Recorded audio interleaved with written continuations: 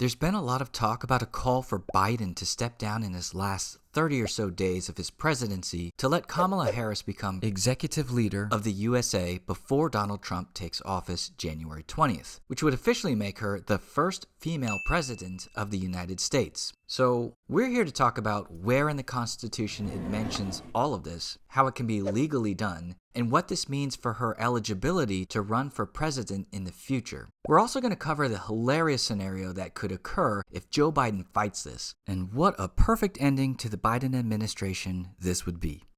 Are you ready?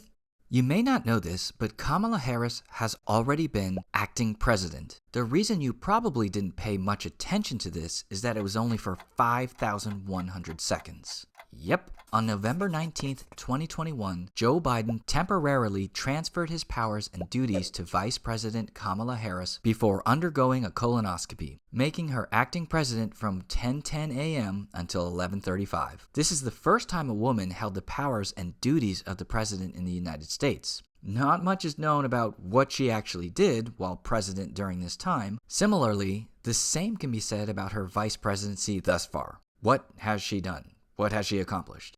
Unknown. And this isn't the first time a vice president has taken the reins for less than 2 hours. The 25th Amendment, or change to the Constitution, addresses issues related to presidential succession and disability.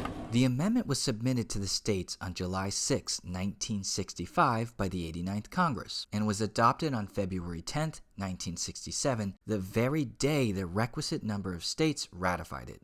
And I know the first question you're thinking is, well, what did we do before the 25th Amendment, when a president stepped down or died? Before the 25th Amendment was ratified, the vice president would automatically assume the presidency if the sitting president died or resigned or was otherwise removed from office. The only difference being that it was not explicitly outlined in the Constitution to do so, but became an accepted interpretation of the presidential succession process. People try to come at me when I say that the Constitution is a vaguely worded document. There was no official wording for presidential succession. I rest my case. Now, the tradition of the vice president becoming president, rather than merely acting as president, began in 1841 with Vice President John Tyler. The elected president, William Henry Harrison, served for 31 days from March 4, 1841 until his death, April 4th. He contracted pneumonia shortly after his lengthy inaugural address and passed away, marking the first time a sitting U.S. president died in office. And yes, that is the standing record for shortest presidency. When Harrison died, Tyler insisted he was now president in full and assumed the oath of office. This set the model, and the Tyler example was followed in future instances when a president died in office. And while this example was pretty cut and dry for presidential death, no clear procedure existed for handling temporary incapacitation or disability before the 25th Amendment. This often led to ambiguity if the president became seriously ill or incapacitated, like when James Garfield was incapacitated after being shot in 1881 by a campaign supporter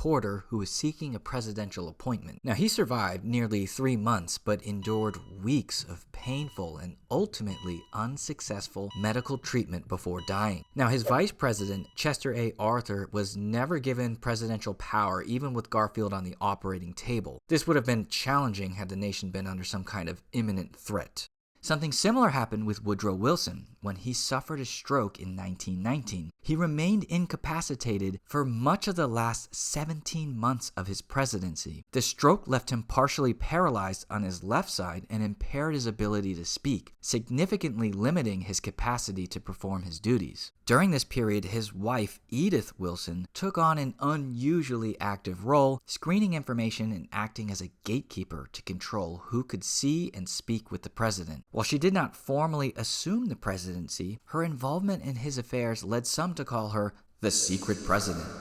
Wilson's condition was kept largely hidden from the public, Congress, and even his cabinet, creating a situation where the executive branch was effectively incapacitated.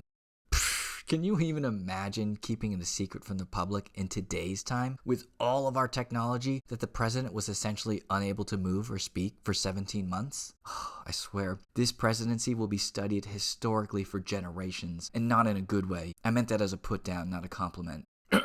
Wilson's vice president, Thomas Marshall, was reluctant to take any steps that might appear as if he were assuming presidential powers without clear authorization. There was just no constitutional procedure at the time for addressing presidential disability. So this situation really highlighted the need for a formal succession plan in the event of a president's disability, which eventually led to the 25th Amendment in 1967. So let's look at Section 3 of the 25th Amendment word for word. Whenever the President transmits to the President pro tempore of the Senate and the Speaker of the House of Representatives his written declaration that he is unable to discharge the powers and duties of his office, and until he transmits to them a written declaration to the contrary, such powers and duties shall be discharged by the Vice President as acting President.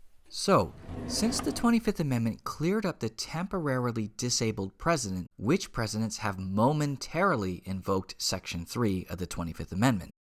The list is short. Ronald Reagan put George H.W. Bush in charge of the White House when he was diagnosed with bowel cancer. He was placed under general anesthesia for a colectomy, and Bush was acting president from 11:28 a.m. until 7:22 p.m., when Reagan transmitted a letter declaring himself able to resume his duty. George W. Bush put Dick Cheney in charge twice, once in 2002 and once more in 2007 for, yep, you guessed it, colonoscopy procedures. We already mentioned Kamala Harris, and that's it. That's the list. And I feel no reason not to mention this, other than it's just another growing legend of Trump moment. But he considered invoking Section 3 of the 25th Amendment for his colonoscopy when he was president, but decided he didn't want to hand the keys to Air Force One to Vice President Mike Pence. So he did the procedure without anesthesia, like a boss. And before we get into the non-temporary transfer of presidential power found in the 25th Amendment, let's quickly cover all the other ways that a vice president can become the actual president. Here are the first two sections of Amendment 25. Section 1. In case of the removal of the president from office or of his death or resignation, the vice president shall become president. Now, removal of office is referring to impeachment, and the list is short. Andrew Johnson, 1868, Bill Clinton, 1998, Donald Trump, 2019, and 2021. Now, for presidential deaths, there are many. We talked about William Henry Harrison dying in 1841 of pneumonia.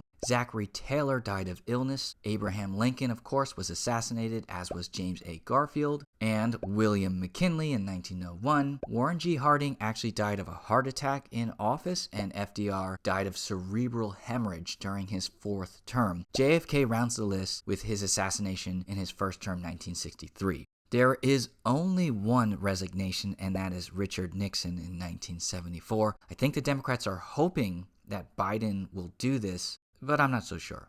So, if Kamala Harris officially becomes the president, would Joe Biden become vice president? No, not that he would know the difference at this point, but let's read Section 2 of Amendment 25 for more clarity. Section 2. Whenever there is a vacancy in the office of the vice president, the president shall nominate a vice president who shall take office upon confirmation by a majority vote of both houses of Congress. So, as acting president, Kamala Harris would be able to nominate her VP pick. Biden is just out of the picture. He is unable to perform the duties. Kamala Harris is elevated to the actual president, and there's a vacancy in the VP. So the good news here is both chambers of Congress would need to majority approve the pick.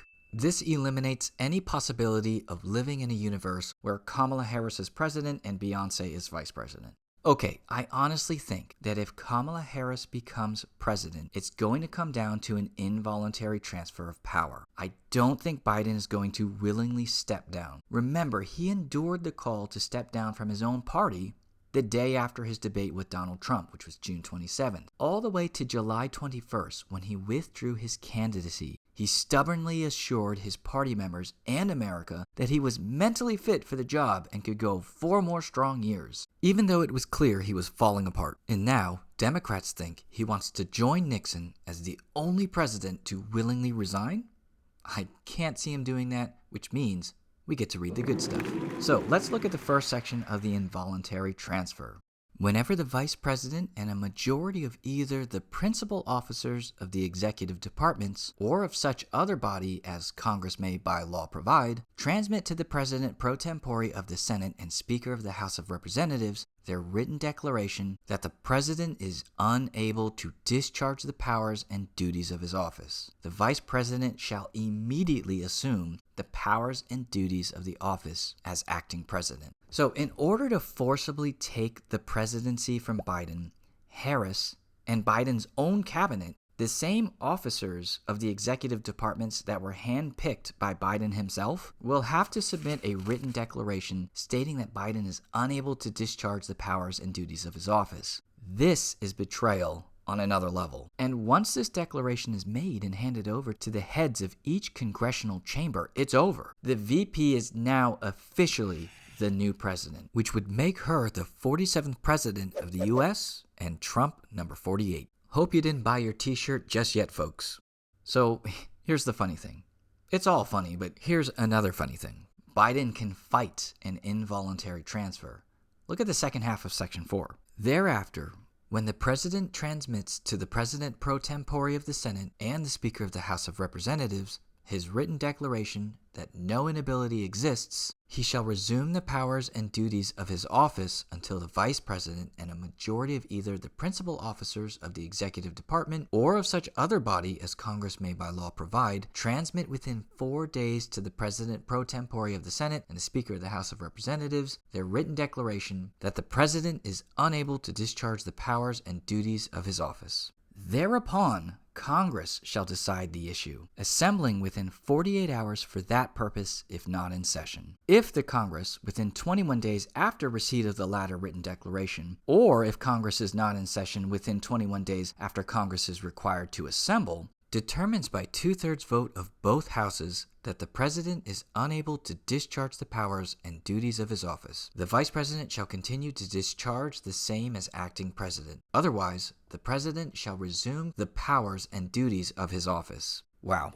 If Biden wants to, he can write to the leaders of both chambers of Congress and declare that he is actually able to run the country and to please just ignore the somewhat mutinous note passed to you by my second-in-command and my personal cabinet of executive advisors. At which point, he resumes his power as president. There is no prior example of this. It's never happened, but it is entirely possible that, at this point, Joe Biden could be the 48th president, as Harris has now officially been president since the first declaration. That would make Donald Trump the 49th president. What is probably more likely to happen is that Biden would resume command as the 46th president, Harris would be president 47 for a very short term, and Trump would be the 48th president. But because this scenario has never occurred, and there is no mention in the Constitution about the succession of presidents in terms of their numbering, it's really anyone's guess as to what might happen. But it gets even weirder. Once Biden states that he is okay to run the nation, Harris and the untrustworthy cabinet could resubmit their declaration to state that, in fact, Biden is not okay to run the country, at which point this last clause of Section 4 would kick in. Here's what happens in this scenario. Congress has 2 days to assemble if they are not currently in session, and once they do assemble, they've got 3 weeks to make a decision. A 2/3 vote is needed by both the House and the Senate to say, yeah, we're getting rid of Biden, and we're going to insert Kamala as president. Again, the number ordering of presidency could be hilarious here. If the 2/3 number cannot be reached, then Biden would remain in power, and we would pretend like the whole thing never happened.